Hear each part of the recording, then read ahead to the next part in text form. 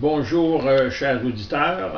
Nous avons passé à la Cour supérieure du Québec à Sherbrooke aujourd'hui et il y a des aveux qui se sont faits à la Cour du Québec. Il y a eu une plaidoirie qui a duré tout près d'une heure et demie.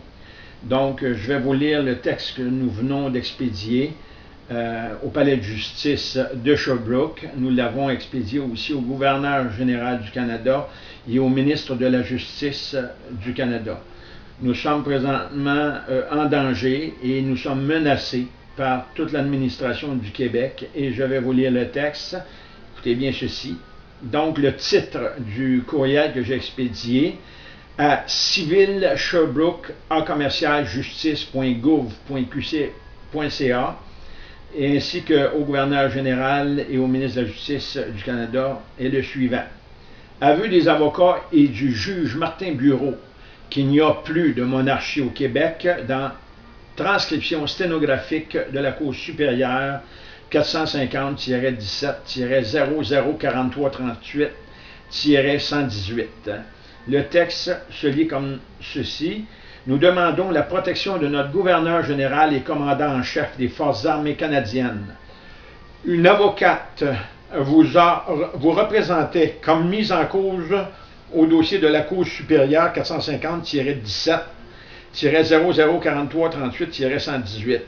Donc, elle représentait les Forces armées canadiennes cet après-midi à Sherbrooke et elle représentait aussi les Forces armées canadiennes cet avant-midi durant notre déposition à la Cour.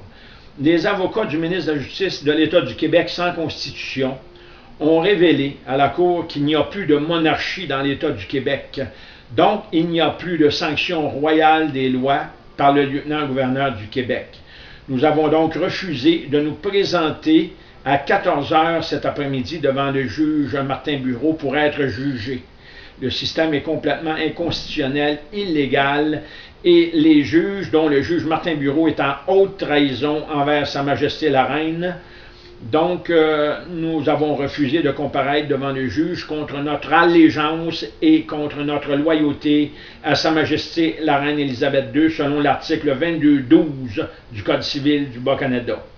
Veuillez remettre ce document au Premier ministre Stephen Harper. C'est le message que j'ai expédié au gouverneur général, que j'ai expédié au Palais de justice de Sherbrooke et au ministre de la Justice du Canada. Donc, je demande d'expédier ce document au Premier ministre Stephen Harper avec copie de ce télégramme que nous venons d'expédier au juge Martin Bureau. Nous sommes en danger et nous nous sentons menacés par la délinquance criminelle en haute trahison ou de haute trahison par l'administration de la justice de l'État sans constitution et sans portée juridique de ces lois anticonstitutionnelles du Québec, par le barreau sous son empire anti-monarchique et par les membres du barreau anticonstitutionnel, d'où sont nommés les juges des tribunaux judiciaires de la loi du Québec, chapitre T16. Voici le contenu du télégramme. Le télégramme s'adresse à M. Martin Bureau, juge de la Cour supérieure, juge coordonnateur de la Cour supérieure du Québec, dans le dossier que précité tantôt. Nous renonçons à être présents à 2 heures en salle 10 ou ailleurs au Palais de justice de Sherbrooke par votre conflit d'intérêts avec la législature, le gouvernement et l'Assemblée nationale du Québec, par votre refus de nous révéler oralement et formellement qu'il n'y a pas de constitution et d'effet de droit aux lois dans l'État du Québec, à raison que vous refusez, sous le chapitre 26 de la loi du Canada, de nous révéler que l'article 33 de la Charte ne s'applique pas dans ce palais de justice. Votre rejet de la monarchie vous place en situation d'infraction criminelle au Canada. Nous serons présents pour l'avis d'intention, selon l'article 95, au dossier de la Cour du Québec, le 13 et le 14 février prochain. Le numéro du dossier est le 450-0097-65-11-7, donc 117, en février 2012. Donc, c'est le 13 et le 14 février.